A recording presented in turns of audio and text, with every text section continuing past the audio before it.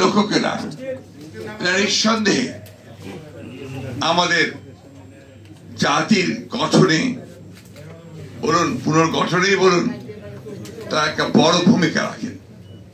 এটা আমরা দেখেছি, সেই আমাদের ছাত্র সময় থেকে দেখেছি, মুক্তিযুদ্ধের পূর্বে দেখেছি, মুক্তিযুদ্ধের সময় দেখেছি, পরবর্তীকালেও দেখেছি।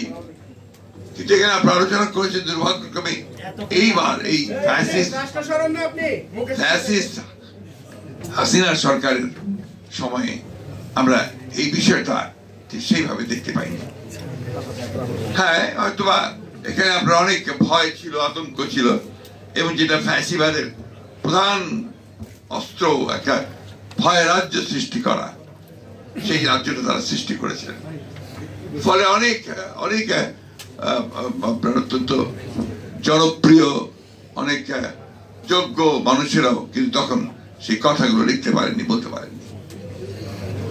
আমি ধন্যবাদ জানাই আমাদের ছাত্র জনতাকে, বিশেষ করে ছাত্রদেরকে, যে তারা এই সুযোগটা সৃষ্টি করার ব্যাপারে দীর্ঘদিনের যে আন্দোলন সংগ্রাম তাকে সঙ্গে নিয়ে তারা এটাকে সম্ভব করেছে। সেই সঙ্গে আমি শ্রদ্ধা জানাতে চাই সেই সমস্ত শহীদদের, যারা আমাদের এই অবস্থায় নিয়ে এসেছেন। বিষয়টা বেশ জটিল। জটিল এই জন্যে যে আমরা তো একটা মুক্তির স্বাদ পেয়েছি। জটিল এই জন্যে যে মুক্তিকে আমরা কাজে লাগানো, যে আলোচনাগুলো এখানে হয়েছে, যে একটা গণতান্ত্রিক সংস্কৃতি গড়ে তোলে, একটা সত্যিকার অর্থেই একটা গণতান্ত্রিক সংস্কার করে একটা গণতান্ত্রিক বাংলাদেশ নির্মাণ করা, এটা নিঃসন্দেহে একটা জটিল কাজ আমাদের দেশের প্রেক্ষিতে। এই কাজটাই আমাদের করতে হবে, এবং এই কাজটার করার পেছনে আমাদের সবচেয়ে বেশি যেটা প্রয়োজন, যে যারা আমরা মনে করেছি যে ফ্যাসিবাদের পতন হওয়া দরকার, ফ্যাসিবাদকে সরিয়ে সত্যিকার অর্থেই জনমানুষের জন্য উপযোগী একটি রাষ্ট্র নির্মাণ করা দরকার, সমাজ নির্মাণ করা দরকার, তাদেরকে ঐক্যবদ্ধ হয়ে কাজ করতে হবে। আজকে খুব কষ্ট হয়, দুঃখ হয়। আমি এখানে আসার আগে আমার বাসায় সঞ্জিদা এসেছিল। সঞ্জিদাকে আপনারা অনেকে চেনেন, মায়ের ডাকের সঞ্জিদা। সে তার ভাইকে নিয়ে এসেছিল, সে তাকে আপনার কানাডা দেশে এসছে।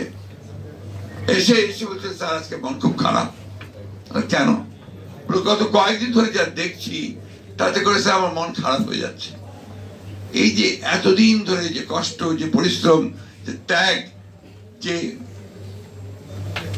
আত্মজনের চলে যাওয়া, প্রিয় মানুষগুলোর চলে যাওয়া, সবকিছুকে ছাড়িয়ে কেমন যেন একটা ভয়াবহ একটা অবস্থা তৈরি হচ্ছে।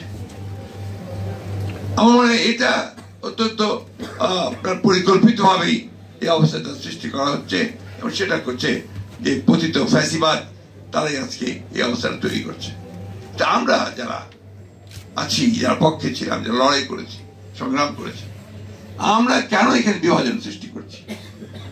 আজকে বিভিন্ন জায়গায় বিভিন্ন কথা শুনে